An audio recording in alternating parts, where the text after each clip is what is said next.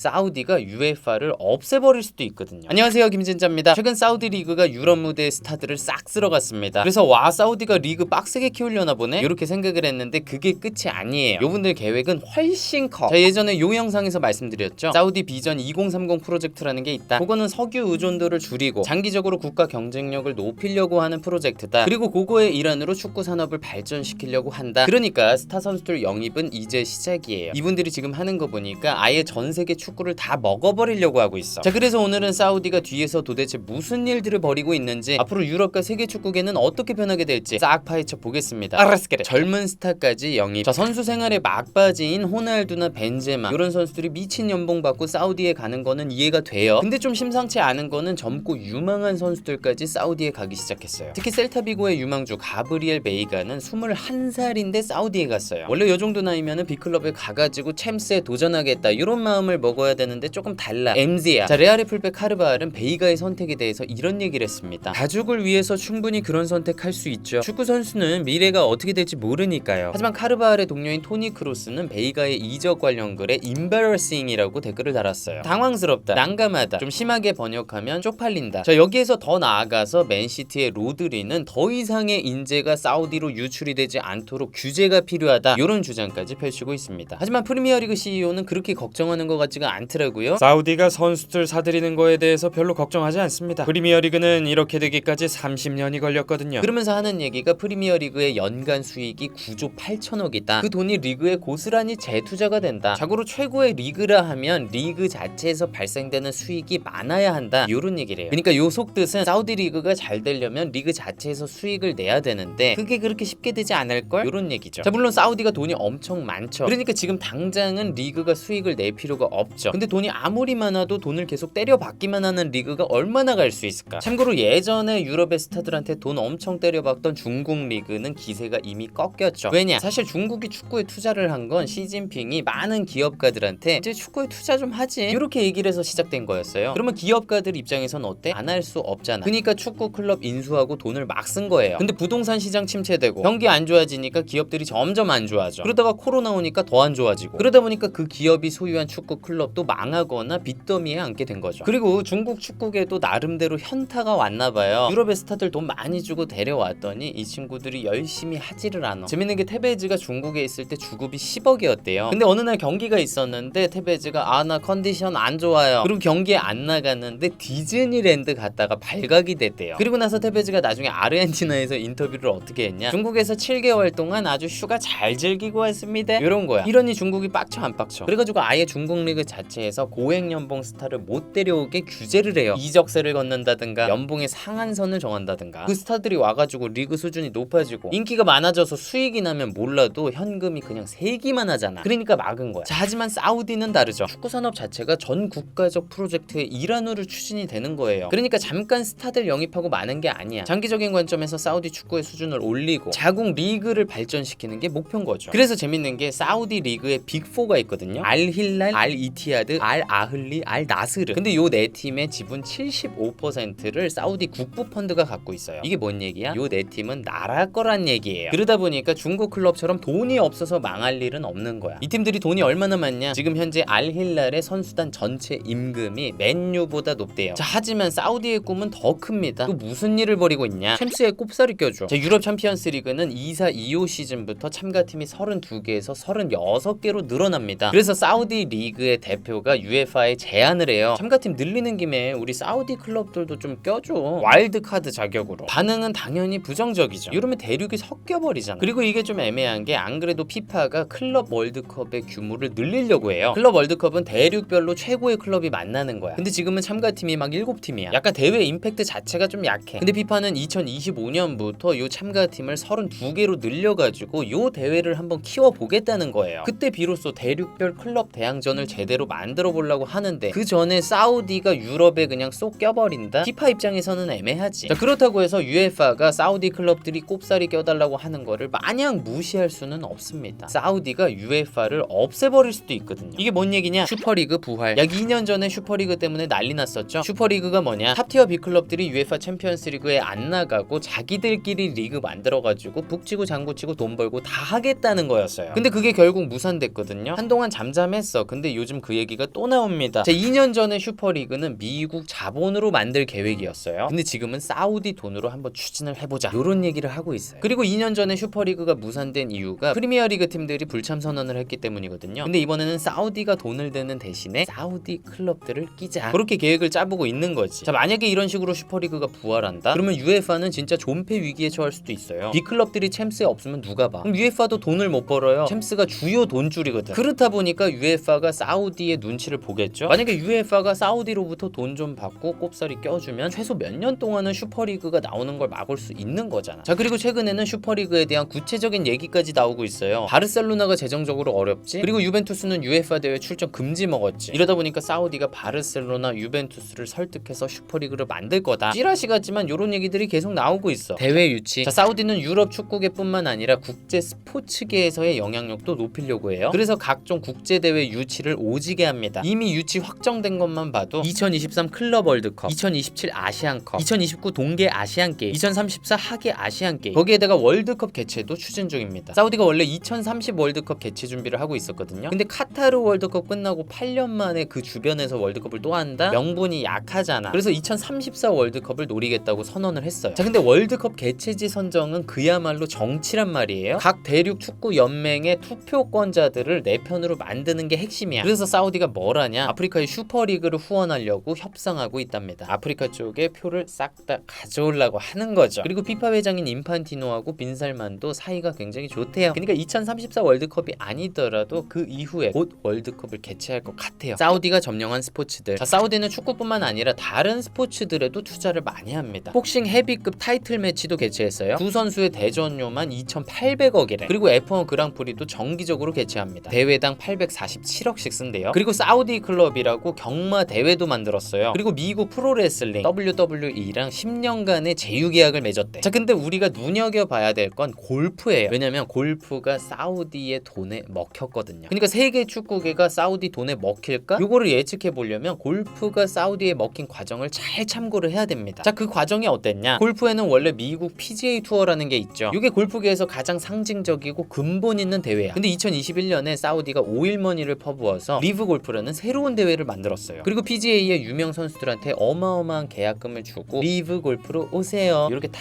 꼬셔서 데려온 거야. 약간 지금 사우디 리그가 유럽 스타들을 데려가는 거랑 비슷하죠. 자, 근데 그때만 해도 사우디가 골프계를 먹을 거라고 예상한 사람이 아무도 없었대요. 당시 미국 PGA 투어도 걱정을 하나도 안 했대. 마치 지금 UEFA랑 프리미어리그가 걱정을 안 하는 것처럼. 자, 그렇게 마음 놓고 있는데 스타들이 PGA에서 리브 골프로 계속 옮기는 거야. 계약금 주는 것도 계약금인데 리브 골프의 상금이 어마어마하대요. 타이거 우즈가 그동안 받은 상금을 다 합친 것보다 많대. 이러니 그쪽으로 안 갈 수가 있어? 자, 그때서야 PGA는 위기감을 느끼기 시작합니다. PGA에서 리브 골프로 옮긴 선수들을 돈에 굴복한 배신자, 이렇게 낙인 찍으면서 막 비판을 하기 시작해요. 그리고 다시는 PGA에 오지 못하도록 규정을 바꿔. 근데 그래도 소용없지. 선수들은 돈 따라가지. 자, 그래서 PGA도 느낀 거예요. 아, 선수들을 잡으려면 돈밖에 없구나. 그래서 뒤늦게 상금 막 올려. 근데 그게 지속이 됩니까? 돈이 어디서 나올 거야? 발행이 찢어지는 거지. 자, 그런데 리브 골프도 힘들기는 마찬가지였어요. 생각보다 이 대회에 스폰이 많이 안 들어오네? 수익이 안 나네? 이러니까 오일머니 계속 때려박는 것도 부담스러운 거야. 아까 프리미어리그 CEO가 얘기했잖아요. 그 리그 자체가 수익을 내지 못하면 오래 못 간다. 자, 그래서 PGA와 리브 골프 둘 다 힘드니까 전격 합병을 합니다. 겉보기에는 굉장히 대등한 합병으로 보이지만 사실상 투어의 소유권은 사우디가 갖고 운영을 PGA가 하는 형태였대요. 그래서 많은 사람들이 비판을 했대요. 사우디의 돈에 굴복해서 골프의 역사를 저버렸다. 근데 뭐 그거 누구 탓할 거야? 자, 그러면 축구는 어떨까요? 만약에 사우디가 리브 골프를 만들듯이 슈퍼리그를 만들어가지고 기존 UEFA에 대적을 해. 그래서 UEFA를 재정적으로 막 압박해. 그러면 진짜 에이 그냥 합병해 이럴까? 그러면 사실상 축구도 사우디 돈에 먹히는 거예요. 자, 물론 미래는 아무도 모릅니다. 하지만 프로스포츠는 결국 돈을 따라가게 돼 있죠. 재밌는 게 스페인 라리가가 지난달부터 비sit 사우디의 후원을 받아요. 근데 과거에 라리가 회장이 사우디를 막 비판했었어. 저 사우디 저 인권 문제 그런 거 가리려고 스포츠로 이미지 세탁하잖아. 아이 저놈들 안 돼. 이랬는데 지금 돈 받아요? 이게 어쩔 수가 없어. 라리가도 운영을 해야 될 거 아니야. 자, 그리고 또 다른 유럽의 빅클럽들도 전력 외 선수를 사우디에 팔면서 어마어마한 이적료를 챙기고 있습니다. 지난 여름 이적 시장에서 유럽 5대 리그가 지출한 총 이적료 중에 반이 프리미어리그에서 나왔대요. 원래 이 정도 비율은 아니었대. 근데 프리미어리그가 왜 이렇게 돈을 많이 쓸 수 있었냐? 사우디한테 선수 팔아서 돈을 많이 받았으니까. 사우디 리그가 지난 여름에 이적료 지출을 얼마나 많이 했냐? 전 세계 4위야. 프리미어리그, 리그왕, 세리에 다음 사우디 리그. 그러니까 유럽 빅클럽들이 사우디 사우디의 인재들을 뺏긴다라고 할 수도 있지만 그만큼 사우디로부터 돈을 많이 받고 있는 거예요. 펩 가르디올라 감독도 이런 얘기를 했어요. 모든 사람들이 사우디에 대해서 불평하죠. 하지만 사우디가 문을 두드리면 모든 클럽이 문을 엽니다. 레드카펫을 기꺼이 밟죠. 네, 오늘은 이렇게 사우디의 세계 축구 점령 계획에 대해서 알아봤습니다. 저도 사실은 낭만파예요. 절대 그럴 일은 없겠지만 만약에 빈살만이 저한테 야 연봉 100억 줄게, 김진짜 채널에다가 사우디 리그 분석 영상만 올려, 그러면 저 안 합니다. 진짜 안 해요. 1000억이면은